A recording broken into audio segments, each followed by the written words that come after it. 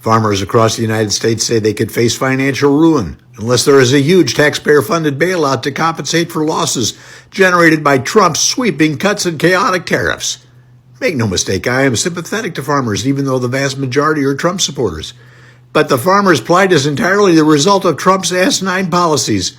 So Trump is the one responsible for fixing what he broke. Unfortunately for Trump, he can't bail out farmers without help from Democrats.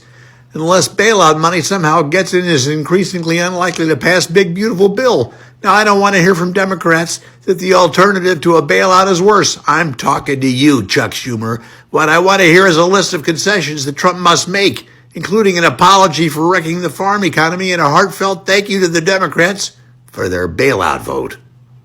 Welcome back to our channel AI Crystal. To our returning subscribers, we appreciate you deeply. And if you're new here, like, share, comment, and don't forget to subscribe to stay informed and engaged with everything that matters. Today, we're diving deep into a boiling issue across rural America. Farmers furious as Trump denies them a bailout. That's right, this isn't just political theater. This is livelihoods on the line, and we're breaking it down critically and extensively. First, a quick rewind. American farmers have been under financial strain for years, battling climate shifts, global competition, and most importantly, the fallout from trade wars during Donald Trump's first term.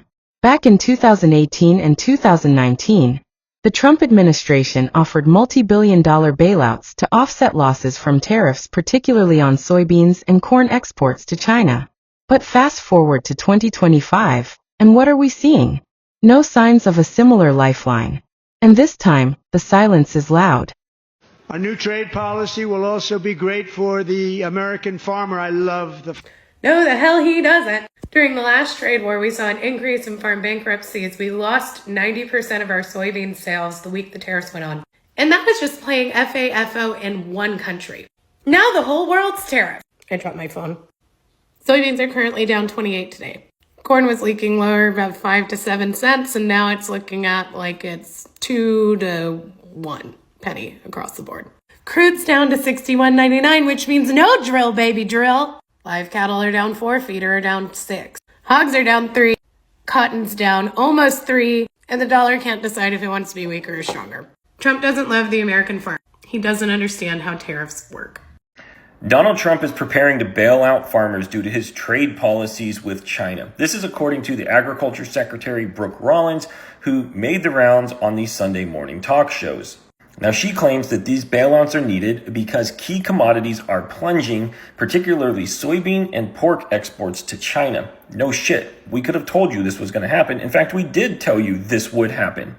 She went on to say that this threatens billions of dollars in farm income annually, and that her and Donald Trump are praying that they don't need this bailout, but if they do, they're ready to provide it. But it'll be similar to Trump 1, when it was short-lived and cheap. It was neither short-lived or cheap in that first administration. In fact, it went on for more than 3 years and cost the taxpayers more than $28 billion. Now, if you're thinking, what's the big deal? Farmers provide us food, they should be bailed out. These are the same people who are directly voting against their own basic needs. Of the 444 counties in the United States that derive the majority of their income from agriculture, all but 11 of them voted overwhelmingly for Donald Trump. They voted for what they're getting right now. These are the same people who push their legislatures to vote against free school lunches and push their legislatures at the national level, congressmen and senators, to vote against student loan bailouts. Meanwhile, they're receiving billions of dollars a year in subsidies and bailouts. No money for student loan forgiveness, but there's money to bail out the farmers again. Did I get that right? Because the farmers are asking for a bailout after they voted for Donald Trump and feeling the effects of his tariffs. And guess what? They're going to get that money because we can't let the farmers go under. He bailed them out before and they're going to be bailed out again, even though they voted for this, even though this regime and these tariffs and everything that come along with it are what they voted for. But there's no money for student loan forgiveness. Those people are going to start having their wages garnished. They're going to be put into default and they are going to have their wages taken out of their checks preemptively. It just seems so interesting, and it's not interesting, it's not confusing, it's not surprising. He's going to protect the people that voted for him. He's going to protect these farmers, even though they continue to vote against their own best interests. And the people who were told, go to college, that's the only path, get an education, that's the life we want to build for our children, are now stuck holding the bag. And all these people in MAGA are like, well, I don't care. I didn't get the education. Yeah, these people got screwed. They signed up for all these loans when they're 18 years old. So many people had to do it by themselves because the cost of education is so extreme and so insane. It's not even fun anymore. These people are being absolutely crippled. I saw a funny cartoon where this person came home from college and their parents were like, when I was your age, I started off with nothing. And the person's holding a huge bag and it's labeled debt. And they're like, I wish I had nothing. We are starting so far in the hole. These new generations are starting so far in the hole. We can't dig ourselves out. And people don't care about us and they don't care about our student debt, but we're going to bail out the farmers. That's how it always happens. And that's what's going to happen again. It's just another classic example of Donald Trump not giving a shit about the woke liberal elite and the college educated, even though the boomer generation is the one that encouraged millennials and everyone else to go to college and to get that education. So no money for the student, but lots of money for the farmer, right? So for those of y'all who've been keeping up with recent events as it relates to the farmers, right? We talked about Nebraska and then we talked about Iowa. And all of these farmers, are losing their minds because they're losing their farms and, they're scared. Well, let me tell y'all what I heard today. So the lobbyist groups for the farmers are proposing another bailout of $16 billion. The last time syphilitic Sid did this in his first administration, they received a whopping $24 billion in bailouts. Well, this time around, syphilitic Sid said he doesn't know if he can do that. He's not sure that that's something that they can accommodate. Look, I love the farmers. The farmers are wonderful. They farm, right? They farm. But, we're trying to cut fraud and waste and a lot of unnecessary spending. So now these people and their lobbyists are trying to get bailouts. But what I want to understand is, what happened to you got to pull yourself up by the bootstraps? What happened to we voted for him because he's a great businessman? What happened to we're going to put our trust in him because he's going to help us? Help y'all do what exactly? Lose your farms? Yes, that part.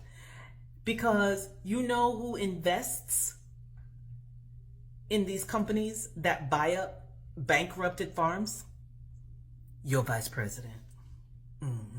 So, to all you farmers that voted for this, thinking it was going to be like the last time and he was going to give y'all a bailout and y'all would get those subsidies to support yourselves and your farms and your families, it's not coming. Not this time around. It's not coming. You can just forget it. So, I wish you well. I hope it works out for you. Maybe, somebody can whisper in his ear and change his mind. You might want to reach out to Ivanka because she's his favorite and he listens to her, I guess. But they're not really speaking, ever since the insurrection. But I don't know. This is just word on the street. It's just gossip, but you didn't hear it from me. But, good luck. Secretary of Agriculture, Brooke Rollins, said that Donnie Trump is thinking about bailing out American farmers if this trade war continues. I know that the farmers depend on exports, really. That's where their big profit comes from, exports. And they're not able to export to the main buyer, China, because of these tariffs. So he wants to ease their pain But who's going to ease our pain? Who's going to pay for this bailout? I would assume that we, the American taxpayer, is going to get jabbed with this bailout. I mean, that's the only thing I can assume. Who the hell else is going to pay for it? Elon? I don't think so. So, yeah, we're going to get stuck paying for Donnie's tariffs one way or the other, right? All right, that's all I wanted to say. Goodbye. In recent weeks, farmers across the Midwest and South have been raising their voices. Many had expected a new wave of relief after suffering extreme droughts, flooding, and volatile market prices. But instead, they're getting what some are calling a cold shoulder from the Trump campaign and GOP-led policy teams. And what's their main complaint? While billions are being pledged toward defense spending, tax cuts for corporations, and urban development, agriculture, the backbone of rural America, is being sidelined. Here's why this backlash matters.